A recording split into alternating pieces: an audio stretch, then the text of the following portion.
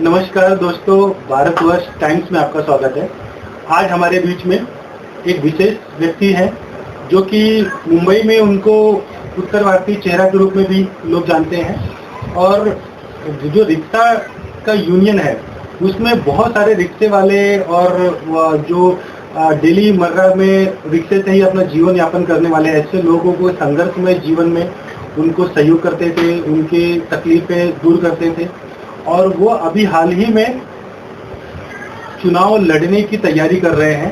उन बीएमसी का जो चुनाव है आगामी 15 जनवरी में उनका इलेक्शन है और वो इस समय चुनाव लड़ने की तैयारी कर रहे हैं। हम जानने की कोशिश करते हैं कि वो किस रणनीति पे चुनाव लड़ेंगे, उनके मुद्दे कौन से होंगे, क्या मुद्दे लेकर जनता के बीच में जाएंगे। आइए हम सबसे पहले उनका स्वागत करते हैं। जी सर, भारतवर्ष टाइम्स में आपका स्वागत है। सर, जैसे कि आपका जो प्रवास था वो रिक्शा यूनियन के अध्यक्ष के रूप में जाना जाता है, लोग आपको उस तरीके से जानते हैं।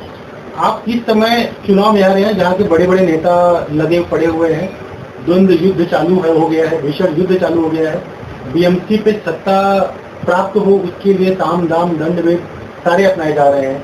उस युद्ध भूमि में आप भी आ चुके हैं एक योद्धा के रूप में, क्या कहते हैं? देखिए सर कि जो आज का ये मेन मुंबई महानगर पालिका का जो चुनाव घोषित हुआ है उसमें सभी लोग जो राजनीति में हैं अपना अपना भाग्य आजमा रहे हैं। जैसा कि आपने कहा कि साम दाम दंड भेद सभी पार्टियां अपना रही हैं, तो चुनाव में अक्सर होता ही है। लेकिन क्या रहता है, जीतता वही है जिसको जनता कहती है, जो जनता के सवालों से लड़ रहे हैं और जनता के सवाल का जवाब दे रहे हैं, उनके हर सुख दुख में शामिल हो रहे हैं। ये नगर महापालिका का जो चुनाव है ये लोकल चुनाव है, जो इसमें कोई राष्ट्रीय मुद्दे काम नहीं आते, यहाँ काम आता है यहाँ का लोकल काम। जैसा कि मैं आपको बताया, आपने बताया कि मैं टैक्सी रिक्शा यूनियन से जुड़ा हूँ। मेरे विभाग में लगभग 3000 परिवार टैक्सी रिक्शा का रहता है। उनको हम हमेशा उनके लिए लड़ाई लड़ते हैं। यहाँ पर और सारी समस्याएं हैं, जैसे स्लम का है, तो स्लम में जो बिल्डर की धांधली चल रही है, बिल्डर उनको भी डर है कि मेरा घर कहीं बिल्डर खा ना जाए, तो उसके लिए भी मैं प्रयासरत हूँ, लड़ाई लड़ रहा हूँ। तो इन सब समस्याओं का जो पिछले नगर सेवक ने जो काम किया है वो सब का निराकरण निकाल करके हम लोगों ने ये तय किया, हमारे समाज के लोगों ने तय किया है। जो हमारे समाज का यहाँ लगभग 14,000 उत्तर भारतीय समाज का होता है, इसलिए मैंने भारतीय जनता पार्टी से टिकट मांगा है और टिकट देंगे तो अच्छी बात है, हम चुनाव लड़ेंगे और जीत के सीट देंगे।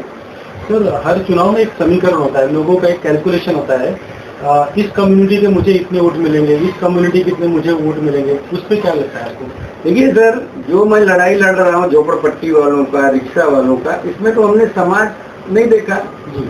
मैं जो भी समाज के लोग आए उनकी मदद किया जी। अभी कई घरों को पात्र कराने में मदद किया, तो मैंने ये तो नहीं देखा कि केवल एक समाज का, उत्तर भारतीय समाज का या मुस्लिम समाज का या मराठी समाज, जो भी आया उसको, जैसा कि अभी आपने देखा एक मुस्लिम समाज का आदमी आके गया, उसको कुछ मेरे से जानकारी लेने की, तुरंत मुफ्त में उसको जानकारी दे दिया।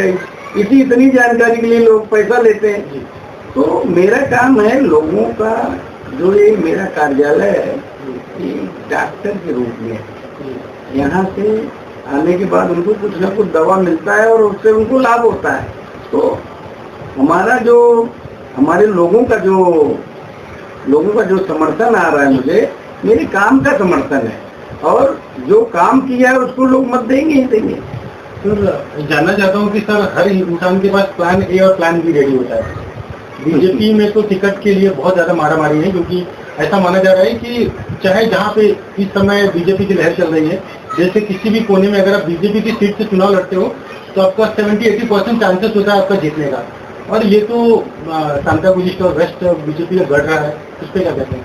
सर देखिए क्या रहता है, ये पार्टी का चुनाव एक्चुअली देखने जाए तो पार्टी का चुनाव है ही नहीं, ये लोकल स्तर का चुनाव है। यहाँ पर आपको पब्लिक 1 to 1 जानती है। अगर पब्लिक ही मतदान करने वाली मतदाता और भाग्य विधाता दोनों पब्लिक ही है तो पार्टी कोई मायने नहीं रखती इसमें। ये कोई लोकसभा विधानसभा का चुनाव नहीं है जो मुद्दों पे लड़ा जाता है, ये केवल लोगों की जन समस्याओं पे लड़ा जाने वाला चुनाव है। और इसमें पारिवारिक संबंध, दोस्ती और जिनका जो काम किया वो फिर एक नेटवर्क बन जाता है। और बहुत सारे देखो इंडिपेंडेंट चुनाव भी जीतते हैं जो काम किए रहते हैं, जिनका समाज बड़ा है। तो हमारा समाज 14,000 का हमारा समाज ही है, उसमें सब प्रकार के लोग हैं। हमारे साथ मराठी लोग भी है, साउथ इंडियन भी है, बंगाली भी है, और मतलब ऐसे जितने समाज के लोग बांध पे रहते हैं, डांडा में रहते हैं, वो सब हमारे साथ हैं। कहीं न कहीं किसी न किसी प्रकार से जुड़े हुए हैं। सर, हम तो आशा करते हैं कि आपको बीजेपी टिकट दे और आप भारी वोटों से जीत कर आए, लेकिन अगर इफ एंड बट हुआ तो प्लान बी के आप इंडिपेंडेंट के तौर पर जाएंगे? प्लान बी के बारे में मैंने सोचा है, झूठ क्यों बोलूं। अगर देखो जो जीता वही सिकंदर, कहाँ से जीते कैसे जीते लास्ट में जीत ही है। जब पब्लिक अपने साथ है, प्लान बी की भी हमारी तैयारी। जी सर, एक हाईलाइट में हम पब्लिक जानना चाहती है कि कौन से मुद्दे होते हैं जो आप पब्लिक के सामने लेके जाएंगे, और अगर आप चुनाव जीत कर आते हैं तो सबसे पहले वो दो चीजें क्या है जिसके ऊपर आप काम करेंगे? देखिए क्या है, सबसे पहले तो हमें यहाँ भी कोई जो सबसे बड़ी समस्या है वो झोपड़पट्टी को लेकर के लोगों के मन में उनकी झोपड़पट्टी की दहशत है। क्योंकि यहाँ पर एनेक्सर 2 आके 20 साल हो गया और LOI मिल के 3 साल हो गया, लेकिन यहाँ की जनता को बिल्डर के माध्यम से ये भी नहीं बताया जा रहा है कि तुम्हारा कार्यक्रम कहाँ तक पहुँचा है। और वो एकदम गुप्त एजेंडे के तहत लोगों को गुमराह करके साइन ले रहे हैं और उनको धोखे में डाल रहे हैं। क्योंकि बोलते हैं मैं अगले महीने पतरा मारूंगा, पिछले महीने पतरा मारूंगा, लेकिन आज जो हमारी कमेटी है उनको तक नहीं पता है कि कहाँ तक हमारा काम पहुँचा है, हमको क्या NOC आई है, वो भी नहीं बिल्डर उनको बता रहा है। लेकिन कुछ लोगों को गुमराह करके और उनके झोपड़े पे सबसे बड़ा धोखा है जो लोगों की जीवन की कमाई है। आज 20 साल पहले 25 साल पहले जो झोपड़ा बनाया आज उसकी बुढ़ापे के लिए वही काम आने वाला है। बाकी और कुछ तो बचत नहीं, गरीब लोग क्या बचत करेंगे। तो कम से कम उनका घर ना छीन जाए, उसकी लड़ाई सबसे महत्वपूर्ण इस जर्जर बांध पे